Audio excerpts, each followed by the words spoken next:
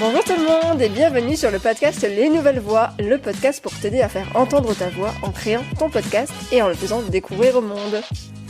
Je suis Anastasia De Santis, créatrice de Podcast Stories, mon entreprise d'accompagnement à la création et au développement de podcasts, mais également productrice du podcast De Vraie Vie et coproductrice de Les Coulisses du podcast.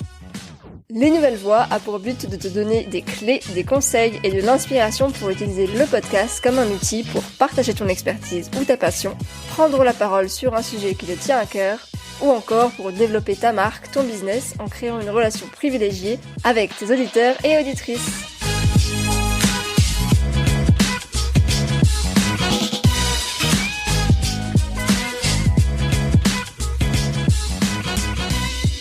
Bonjour à toutes et à tous, je suis ravie de vous retrouver pour ce 5e épisode de Les Nouvelles Voix. Il s'agit du 5e épisode, mais également du second épisode au format interview. Et vraiment, j'adore ce format, vous allez vous en rendre compte. C'est un format qui permet vraiment de créer du lien avec votre invité. Et vraiment, ça rend tout de suite les choses beaucoup plus simples. Dans cet épisode, j'échange avec Victoria, qui est la créatrice du podcast Nouvel Œil. Victoria, je l'ai rencontrée il y a quelques mois. Elle m'avait contactée en début d'année pour échanger sur son podcast, car elle souhaitait donc le développer et développer son audience notamment. Depuis, Victoria a vraiment mis en place un plan d'attaque. Elle a travaillé très dur en sortant notamment un épisode par semaine. Et voilà, 7 mois plus tard, elle a réussi à se faire sa place dans la catégorie très prisée des podcasts d'inspiration.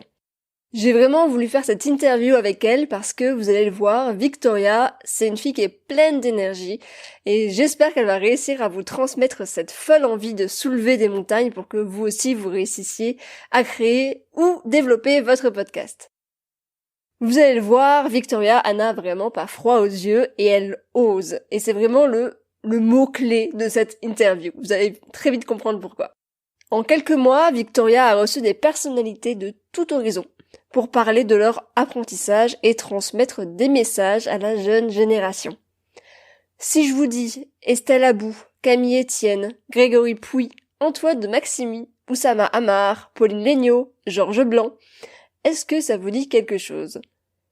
Ce sont des personnes qui ont tous et toutes un agenda qui est bien rempli et donc très peu de temps disponible et une boîte mail remplie de demandes d'interview. Alors, quel est son secret ?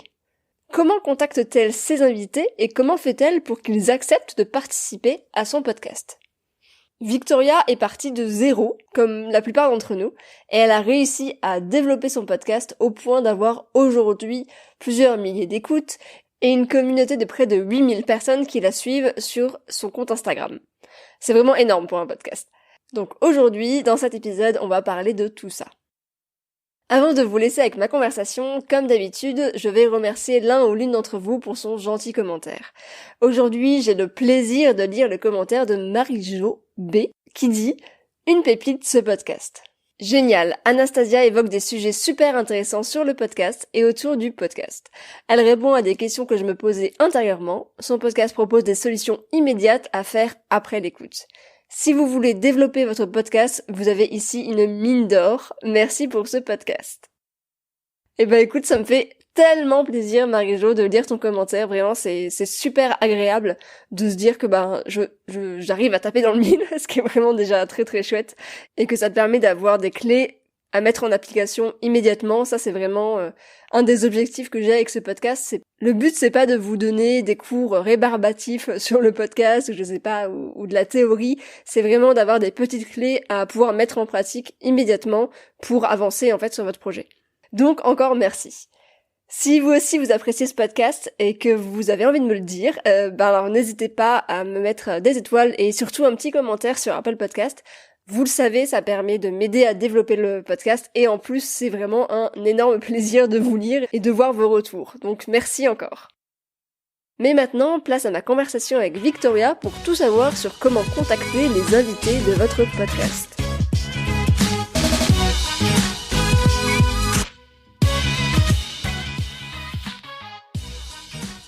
Bonjour Victoria, comment ça va ? Eh ben écoute, ça pète la forme, hein. Et toi ? Nickel, moi aussi, il fait beau, il fait très chaud. Très chaud, trop chaud. On est à Bordeaux et je suis trop contente en fait qu'on fasse une interview en vrai parce que j'en ai pas fait, ça fait genre hyper longtemps. Et on en parlait tout à l'heure, on disait que ça change vraiment de faire des interviews en face à face. Ça fait toute la diff. Et donc je suis trop contente de enfin réussir à en faire une. Donc on s'est rencontrés, nous, il y a quelques mois. Ouais. Tu t'avais commencé ton podcast, ça tout faisait juste, quelques c'était mois. tout frais, ouais, c'est ça. Et moi, je venais de commencer mon activité pro. Et donc, je suis contente de voir ton évolution, puisque tu as grave évolué depuis, parce que ton podcast cartonne, on peut le dire. Et justement, ça tombe très bien, parce qu'on va en parler. Donc, tu as créé Nouvel Œil, donc le nom de ton podcast, en octobre 2019. Et aujourd'hui, donc, tu as 28 épisodes. Est-ce que tu peux te présenter, donc toi, déjà, en tant qu'humaine, et puis également ton podcast? Ok. Alors, moi, en tant qu'humaine, pire des questions, ça. Je m'appelle Victoria, j'ai 22 ans. Je suis étudiante, dernière année d'études qui m'attend. Mais au-delà de tout ça, j'ai quand même grandi au milieu des vaches, à la campagne. Et je pourrais me définir en disant que je suis une amoureuse de la vie. Je m'ébahis toujours de choses a priori banales, mais qui sont pour moi extraordinaires. Tu vois, des petits détails où à chaque fois je fais là, waouh, c'est incroyable. Et les gens ils se disent, mais qu'est-ce qu'elle a, qu'est-ce qu'elle fait? C'est une vache. Okay. Voilà. Donc, je suis un peu passionnée de tout ça, passionnée de l'humain, passionnée des petites choses. Voilà, c'est à peu près tout ce que je suis. C'est déjà pas mal. Et du coup, ce podcast, donc Nouvel Œil, tu l'as créé, donc on l'a dit en octobre. Oui, presque un an. Est-ce que tu peux le présenter et nous dire comment est-ce qu'est née cette idée? Alors, avec Nouvel Œil, je vais interviewer des personnalités, et pas que, aussi des personnes inspirantes qui sont inconnues du grand public, sur leur parcours de vie. Je retrace avec eux un petit peu leurs expériences pour apporter des prises de recul aux jeunes d'aujourd'hui, bien qu'il y ait aussi des adultes qui m'écoutent. Non, mais tu vois, c'est rigolo de voir qu'au final, la cible que je souhaitais, enfin que j'avais pour ambition de toucher, elle est beaucoup plus élargie que je l'aurais imaginé. Donc, parce que ta cible, c'était les millennials. Les millennials, ouais. Bon, ça reste mes principaux auditeurs, mais j'ai des personnes qui m'envoient des messages parfois qui me disent, écoute, j'ai 40 ans et j'adore ton podcast, ça me parle énormément. Juste pour te dire que, tu vois, il peut aussi y avoir des vieux qui écoutent. Des vieux. Tout de suite, c'est pas moi qui l'ai dit, c'est elle qui me l'a dit. Bon, ça va alors. Donc voilà ce qui est Nouvel Œil. Après, pour l'idée, écoute, c'est né après un long cheminement finalement, quand j'y repense. Je crois que le début du début, ça devait être le retour de mon voyage en Inde, qui a été un voyage qui m'a un peu chamboulée. Donc quand je suis rentrée, je me suis sentie un peu perdue, un peu à l'écart et incomprise, tu vois, auprès des jeunes de ma génération. C'est bien, ça fait un lien avec De Vraie Vie. Oui, c'est vrai. Je vais aller sur De Vraie Vie après. Et donc, je me suis un petit peu réfugiée dans l'écriture et dans les rencontres. Donc, j'allais rencontrer un petit peu des personnes plus âgées que moi. D'accord. Parce que finalement, je me retrouvais plus dans ces gens-là, tu vois. Et donc, ce besoin de chercher des réponses auprès des autres générations, très vite, je me suis rendu compte que finalement, c'était peut-être un besoin de transmission et de partage. Donc déjà, il y a eu ça, retour de ce voyage. Et puis après, un an après, j'ai découvert l'univers des podcasts. La révélation. Voilà, la révélation. Donc, j'en dévorais beaucoup. Un jour, j'ai fait le lien, quoi. Je me suis dit, mais en fait, pourquoi pas aller créer un podcast pour que ces rencontres que je fais moi et qui m'enrichissent énormément, je puisse les partager à d'autres personnes, donc en l'occurrence les jeunes, puisque c'est souvent l'âge un petit peu où tu te cherches, où tu sais pas trop où tu vas, où tu te poses 40 000 questions. Et donc, je me suis dit, on va aller poser ces questions que nous on se pose à ceux qui se les ont déjà posées. Et les anciens. Les anciens, ouais, si on peut. Mais tu vois, pas que, parce que finalement, je reçois des personnes sur le podcast qui ont 25 ans, qui ont même, je pense à Camille Etienne qui a mon âge, et qui au final, par leur parcours de vie, peuvent tout autant avoir des choses à partager et des précieux conseils à nous transmettre. Et donc, l'idée est partie de là. Voilà, ce besoin de transmission et d'aller chercher un petit peu des leçons de vie. Alors, c'est pas une question que j'ai notée, mais ces personnes que tu rencontrais avant de commencer le podcast, c'était vraiment des gens que tu connaissais pas. Tu te disais, j'ai trop envie de parler avec cette personne. Pas que. La toute première personne, c'était Pablo Servigne. Donc, c'était vraiment quelqu'un que j'admirais, mais de loin. J'avais dévoré tous ses livres et j'étais tout simplement admirative de tout ce qu'il faisait. Ça, c'est ton premier invité. C'est mon premier invité. Ah ouais. Merci Pablo Servigne. C'est grâce à lui, je pense que je me suis lancée parce que j'étais à un festival sur le climat, Climax, à Bordeaux. Oui. Et en fait, il s'est trouvé à 3 mètres de moi. Et je sais pas, ça a fait 3 tours dans ma tête, tu vois. Je me suis dit, mais il te pose pas de questions, en fait, va lui demander une interview. Mais ça, c'est génial, quoi. Je l'ai fait, ouais, l'audace. Mais il y a beaucoup de choses dans la vie qui se dessinent comme ça, un peu sur des coups de tête. En tout cas, dans ma vie, c'est beaucoup de choses sont comme ça. Je me dis, écoute-toi, là, te pose pas 40 000 questions. T'as un truc dans ton bide qui te dit vas-y, quoi. Et donc, j'y suis allée. Je lui ai présenté le projet de Nouvel Œil, donc il y avait pas de nom encore à l'époque. C'était la première fois que je pitchais mon idée que j'avais même pas mûrie dans ma tête. Et donc, je commençais à lui dire, écoute, j'aimerais bien partager tout ce que tu apprends et tout ce que tu émanes auprès de ma génération. Et donc, de fil en aiguille, il m'a dit, on peut se retrouver à Paris à telle date pour faire l'interview. Et donc là, moi j'étais super contente. Et en fait, 2 heures après, je me suis dit, mais qu'est-ce que tu viens de faire? Enfin, maintenant, du coup, faut que tu t'achètes du matériel, faut que tu prépares l'interview. Enfin, comment on fait? Tu vois, je me suis retrouvée démunie en me disant, mais comment on fait? Heureusement que je ne savais pas comment on faisait, parce que sinon, jamais j'aurais osé aller lui parler, tellement c'est un boulot de dingue que de faire ça. Tu le sais aussi bien que moi. Donc oui, ce podcast, c'est aussi pour parler des enjeux du monde de demain, n'est-ce pas? Pourquoi est-ce que c'était si important pour toi de passer ces messages, en fait, à ta génération? Pour moi, c'est vraiment quelque chose d'ultra important, dans le sens où, alors je suis quelqu'un de très optimiste, mais pour autant très affolée par ce qui nous attend demain. Je crois qu'on n'y est pas préparé, d'autant plus ma génération, donc je veux pas jeter la pierre à personne. Mais tu vois, on nous apprend à apprendre des cahiers par cœur, mais on nous apprend pas les choses manuelles. Et tu vois, j'ai eu cette chance de grandir à la campagne en connexion avec le vivant. Et en fait, voir un petit peu comment tout le vivant fonctionnait, de voir l'impact que pouvait avoir le climat sur la nature, tout simplement, de voir que le maïs d'une année à l'autre, ça peut grandir d'une toute autre manière en fonction du taux de pluie qu'il y a eu. Parce que tes parents sont agriculteurs? Ils sont agriculteurs, c'est ça. Ah oui, donc t'es vraiment au cœur du truc. Et tu vois, jusqu'à après le lycée, j'ai toujours été entourée de personnes qui étaient aussi en lien avec cette nature. Parce que dans ma campagne, on venait tous au lycée et au collège en bus.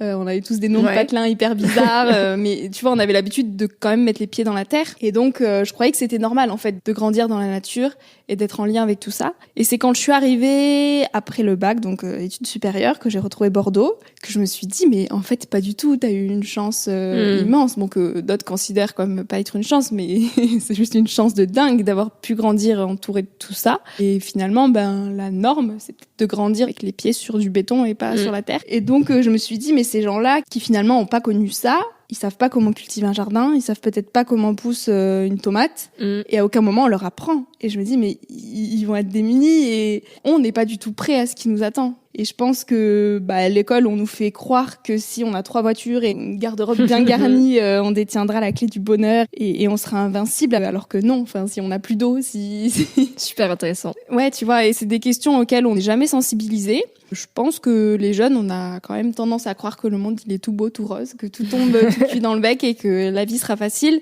Et donc, avec ce podcast, j'essaie peut-être de transmettre ces messages qui sont que, oui, il faut vraiment oser vivre ses rêves, il faut se détacher de toutes ces barrières que la société nous impose, mais il faut aussi apprendre à se reconnecter à l'essentiel et à réaliser que l'enjeu climatique est assez important. Mais c'est bien que, justement, j'ai l'impression que la jeune génération, on divague complètement du sujet du podcast, c'est parfait. Mais j'ai l'impression justement que la jeune génération est beaucoup plus au clair des enjeux, et que c'est plutôt, tu vois, ça va être plutôt les boomers, etc., qui sont encore dans leur monde, non, la réussite, justement, de gagner plein d'argent, etc., et d'être les maîtres du monde, il faut écraser les autres, etc. Oui. C'est peut-être une impression parce que je suis pas dedans, mais bien sûr qu'on a cette conscience écologique de plus en plus, en tout cas, et c'est bien de l'avoir, mais en même temps, tu vois, on est vraiment une des générations qui a autant jamais été interconnectée par les réseaux sociaux, et donc on est aussi un peu entre ces deux à se dire, il faut que je ressemble à tout le monde, que je montre ma meilleure vie sur les réseaux sociaux, que j'ai le dernier téléphone, que j'aille faire les soldes pour acheter cette robe que j'ai déjà 3 fois, mais c'est pas grave, il me la fait en rose. Oh non. Tu vois, mais c'est un petit peu ça. Cette génération. Et en même temps, on se dit, c'est vrai que c'est clairement la merde, quoi, et que la planète, il faut la préserver, et donc on sait jamais vraiment trop comment faire, trop comment se placer, d'où l'importance d'aller chercher des messages et de transmettre un petit peu des voix d'espoir, quoi. Merci beaucoup pour cette présentation et cet échange. Alors, long débat. Ouais, c'est ça. On va revenir sur le côté podcast.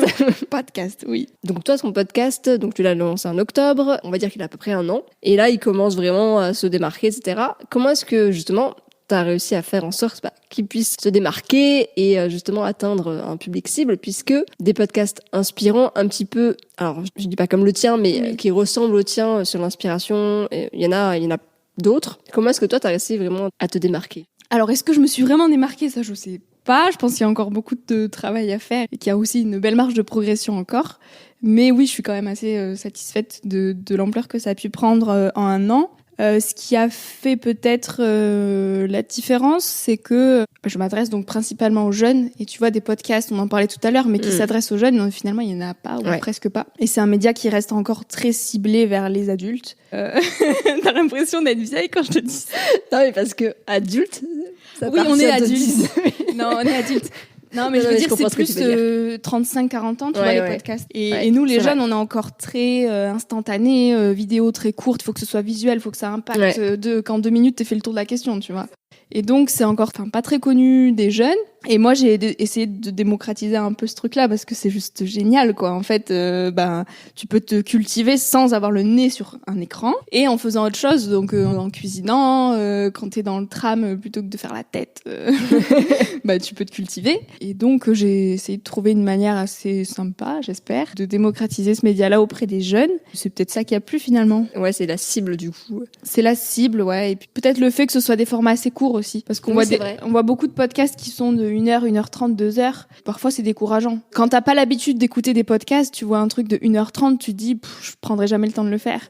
Ou alors tu te dis, je resterai jamais concentrée pendant 1h30, tant pis, je zappe. Et moi, la première, hein, tu vois, quand je commençais à écouter des podcasts, je commençais par des formats courts. Et petit à petit, j'ai appris à apprendre à écouter des podcasts, tu vois, en me disant, si tu loupes 5 minutes d'écoute parce que finalement, t'es focus là sur la courgette que t'es en train de couper, c'est pas grave. T'as quand même le fil de la discussion et ça t'enrichit quand même.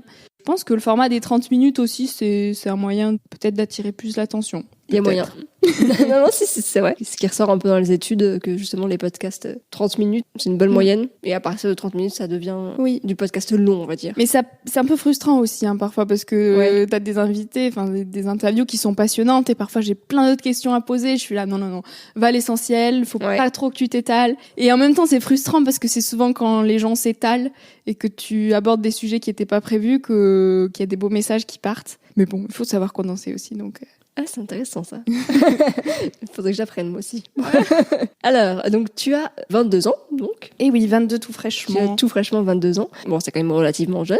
Hein, oui, mais par contre, tu as réussi quand même à recevoir des invités exceptionnels dans ton podcast.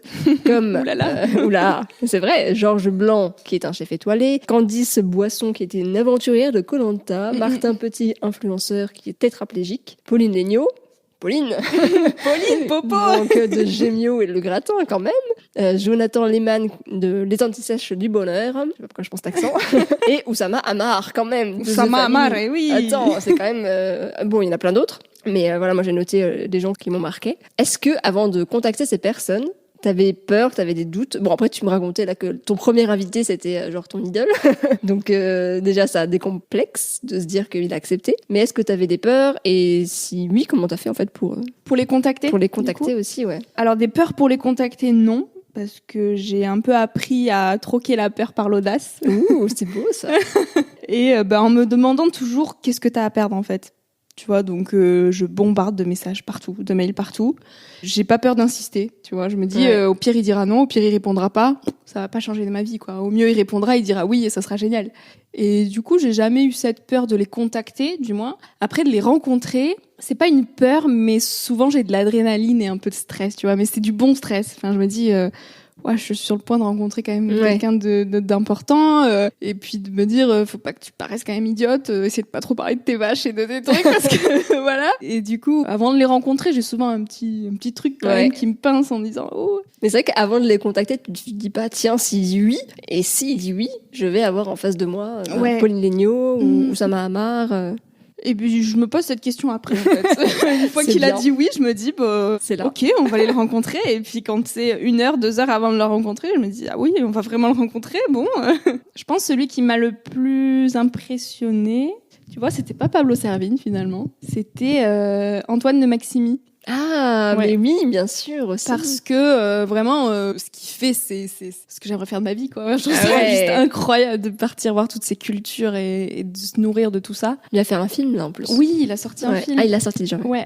Et tu vois, j'étais quand même très stressée avant d'arriver chez lui. C'était chez lui en plus. C'était chez lui et un accueil mais tellement adorable. Bon, après, c'est un peu aussi son concept de film, donc j'espérais quand même être assez bien accueillie. Et tu vois, là, en l'occurrence, il était en train de monter son film. Il m'a dit, tiens, mais regarde, le film, il sort dans 2 mois, j'en suis là, on est en train de travailler dessus. Qu'est-ce que tu veux manger? T'as mangé? Tiens, on va faire du poisson. Enfin, tu vois, mais comme du coup, t'as mangé avec lui? Ouais. C'est énorme. Ah, tu viens de Bordeaux, on va quand même t'ouvrir une bouteille de rouge. Enfin, tu vois, un accueil vraiment. Et c'est là que je me dis, mais finalement, il y a beaucoup de gens, tu les idéalises où tu te dis waouh, ils doivent être incroyables, mais ils sont juste normaux. Ouais. Ils ont juste eu un parcours de vie peut-être atypique et ils ont osé faire des choses cool.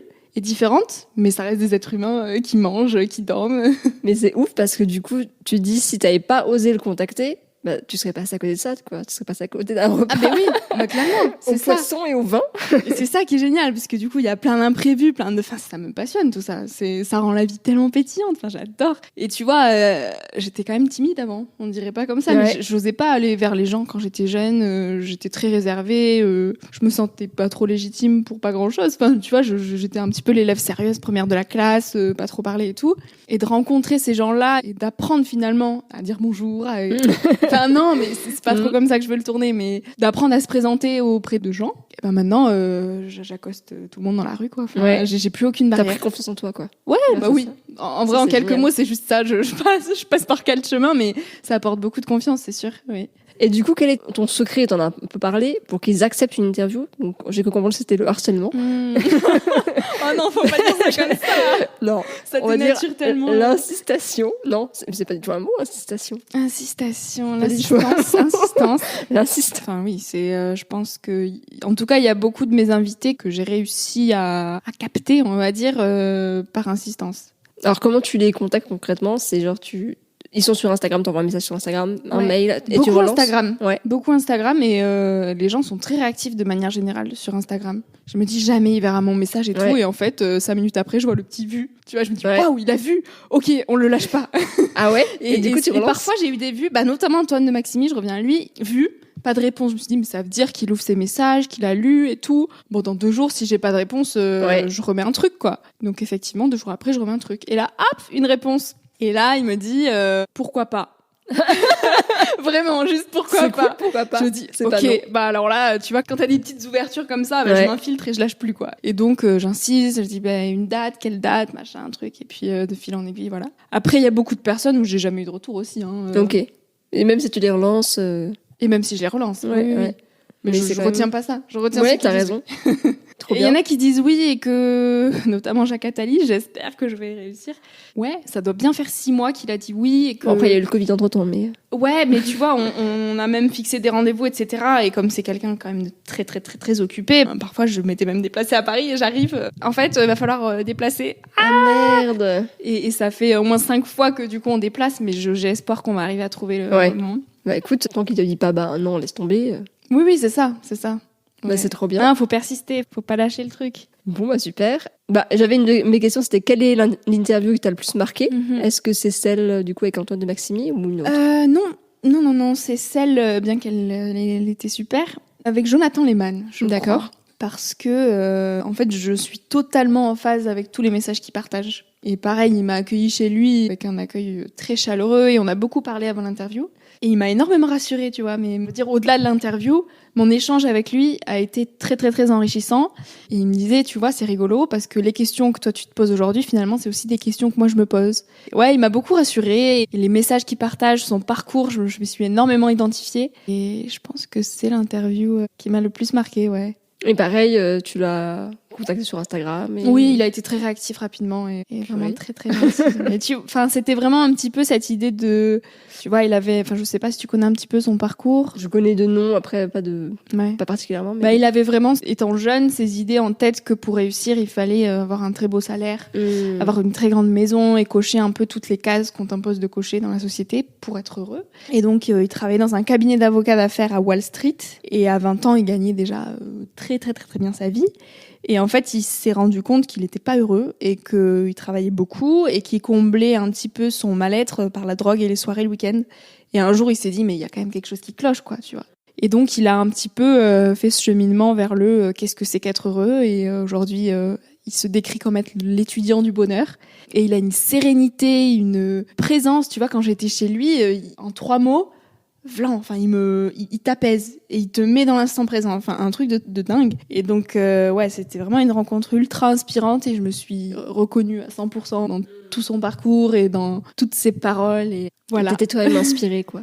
Ouais. Je vois ce que Je tu suis veux dire. repartie de l'interview, mais vidée et Mais ouais, dans le bon avec sens, des quoi. étoiles dans les yeux, en mode la vie est trop belle, franchement. Enfin, fais ce que t'as envie de faire, te pose pas toutes ces questions, ça sert à rien. Dans tous les cas, dans 20 ans, tu t'en poseras aussi. Donc, et puis il y a des questions que tu te posais il y a 10 ans que tu te poses encore aujourd'hui. Enfin, en fait, c'est juste la vie, ça fait partie de la vie, accepte-le. Et puis trace ta route, quoi. Purée, bah faut que j'écoute cet épisode alors. Je ne l'ai pas écouté. J'ai écouté Pauline, ça je ne pouvais pas ne pas l'écouter. Aujourd'hui, Oui. donc tu as une communauté de plus de 7000 personnes qui suivent ton podcast Sur Instagram. sur Instagram. Comment est-ce que tu as fait pour te faire connaître? J'en parle tout le temps. Ouais. J'en parle vraiment beaucoup, surtout mes proches, quoi, qui suivent quand même beaucoup le projet, qui l'ont aussi vu évoluer et qui en parlent autour d'eux. Et maintenant, ça m'arrive même parfois d'en parler au culot dans la rue, tu vois. C'est-à-dire, tu vois des gens, tu vas les voir. Quand je vois qu'il y a des jeunes personnes. Non, je vais arrêter avec ça. Mais non, pardon. Des ados, des petits groupes d'ados, je vais les voir, tu vois, je les vois, ils sont sur leur téléphone, je suis là, oh non, pas encore. Bon, on va aller leur parler. Et donc, je leur dis, c'est énorme. je me présente et je leur dis, écoutez, est-ce que vous connaissez les podcasts? J'en ai un, blablabla, et voilà. Tu fais du démarchage. Ouais, mais dans des moments tout à fait normaux, enfin, tu vois, même parfois, je suis dans le tram, je suis assise à côté d'une fille, je vois que... T'engages la conversation. Ouais, quoi. ouais. Et ça fonctionne? Oui. Enfin, bon, je ramène pas 1000 personnes comme ça, mais tu vois, par-ci, par-là, et c'est comme ça, en fait, parce que telle personne, peut-être une personne, je vais en parler aujourd'hui, et cette personne-là va en parler à une autour d'elle, qui va en parler à une autre, et voilà, ça part comme ça, après. Bouche à oreille, ouais. Ouais, elle bouche à oreille, et puis, bon, l'air de rien, c'est vrai que d'avoir des gros noms, les gens... C'est dommage, d'ailleurs, parce que tu te dis, quand tu vois un gros nom, ça va être plus intéressant qu'une autre personne, alors que pas du tout. C'est dommage, mais ça marche aussi comme ça, tu vois. Enfin, j'ai directement vu la différence quand j'ai commencé à mettre des noms que les gens connaissent. Ils se sont dit, waouh, elle a réussi à décrocher lui, je vais l'écouter. Alors que la veille, j'avais mis un épisode avec mon voisin... Ils se sont dit, c'est qui lui? Ok, j'écoute pas. Ouais. Mais c'est bien si tu alternes justement, que tu arrives à alterner une fois sur deux ou une fois de temps en temps. Parce que justement, ça attire les gens et en même temps, ça les fait rester. Ça permet de créer aussi une communauté. Quelles sont tes inspirations? Beaucoup les livres. Ouais. Je m'inspire énormément dans les livres, je lis beaucoup. Après, les voyages. Ah. Et comme je t'ai dit, je pense que inconsciemment, l'Inde, ça a été un peu l'élément déclencheur finalement de tout ça. Il n'y a pas mieux comme source d'inspiration que les voyages, sans partir forcément loin. Tu vois, tu peux partir un week-end en France, un petit peu à l'aventure, sans faire de plan ni rien. Mais t'étais un mois dans les Alpes? Là, j'étais un mois dans les Alpes, oui. Et justement, voilà, la nature en particulier m'inspire énormément. Quand j'étais dans les Alpes, ça m'arrivait pendant mes pauses l'après-midi de juste me poser pendant 1 heure à regarder la montagne et à rien faire d'autre que de regarder la montagne. Déconnexion complète, quoi. Et tu réalises à quel point c'est inspirant, à quel point il y a plein d'idées qui te viennent et de réflexions que tu te fais pas quand t'es en bas parce que t'es tout le temps dans la frénésie de tout ce qu'il y a, dans l'action, dans jamais te poser. Et la nature, en fait, quand tu prends le temps de juste être dans la nature, sans le téléphone, sans rien, je pense que c'est la plus belle source d'inspiration qu'il puisse y avoir. Et puis après, forcément, les rencontres et les personnes m'inspirent aussi beaucoup, ouais. Je m'inspire beaucoup de rencontres, ouais. Est-ce qu'il y avait justement des podcasts qui t'inspiraient où tu t'es dit, j'ai trop envie de faire comme lui? Je pense que le podcast que j'ai le plus écouté avant de lancer le mien, c'était justement celui de Pauline Léniaud. Ok. Ouais, je le trouve super inspirant et très bien fait, mais après, réel aussi. C'était la book que j'ai reçu aussi sur le podcast. En fait, il y a plein de podcasts inspirants. Mais forcément, même des nouveaux podcasts qui sortent, tu t'en inspires, tu vas te dire, de telle manière, il ou elle présente la chose, c'est intéressant. Teamed Up, tu vois qui c'est ou pas Teamed Up? Non. Musicien, artiste, compositeur, que j'ai aussi reçu sur Nouvel Oeil, et qui a lancé un podcast avec sa sœur pendant le confinement, qui s'appelle Temps retrouvé, temps bouleversé. Et il a eu une approche dans la présentation de son podcast qui était magique, avec beaucoup de musique en fond. Bon, après, tu vois, c'était dans son univers, hein, mais très poétique. Il racontait des histoires, et ça m'a énormément inspirée. Tu vois, j'étais là, ouais, c'est vrai que c'est bien fait comme ça aussi. Ouais, c'est vrai que souvent, c'est la personne qui va créer le podcast qui met de sa personnalité aussi. On en parlait un peu en off, oui. De oser se montrer, de oser... mettre de sa personne en fait dans son podcast, sa petite patte, c'est ça, c'est son projet, quoi. Signature. Est-ce que tu aurais un conseil pour les podcasteurs ou les podcasteuses qui nous écoutent? C'est rigolo, c'est la question que je t'ai posée il y a quelques mois.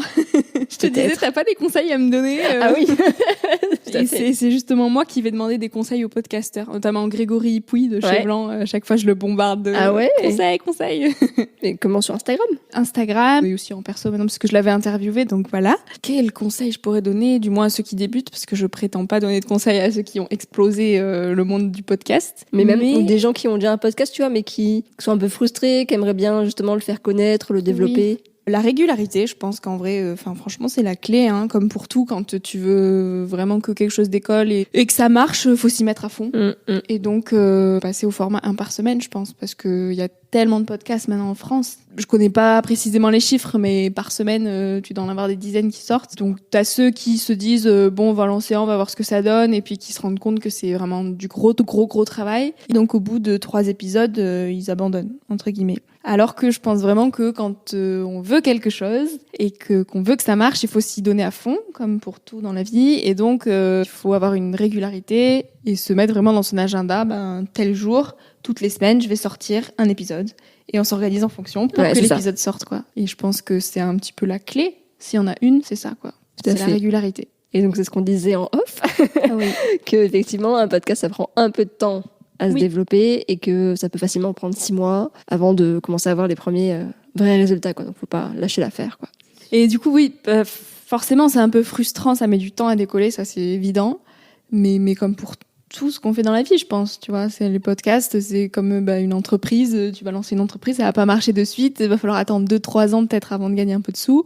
Le podcast, c'est de l'entrepreneuriat, quelque part. Ouais. Donc, même si au début, ça prend du temps, moi, vraiment, ce qui m'animait, c'était la passion. Et je me disais, même si j'ai pas beaucoup d'écoute, ça m'apprend tellement, et c'est tellement enrichissant de faire ça, que pour rien au monde, j'arrêterai, quoi. Et tant que je peux me libérer du temps pour le faire, et que j'ai cette énergie-là pour le faire, même si j'ai pas 40 000 écoutes par mois, et au moins, ça m'apprend quelque chose, quoi. D'où l'intérêt de savoir pourquoi est-ce que tu fais ce pourquoi tu le fais, c'est sûr. Tu fais ce podcast. Ouais, y en a, ils lancent un podcast juste dans l'optique de se dire ça va cartonner. C'est un truc à la mode.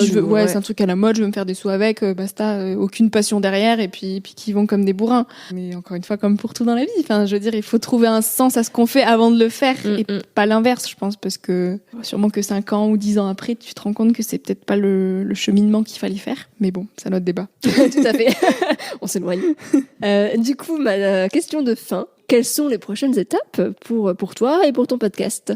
Alors, pour Nouvel Oeil, j'ai de grandes ambitions, ma foi.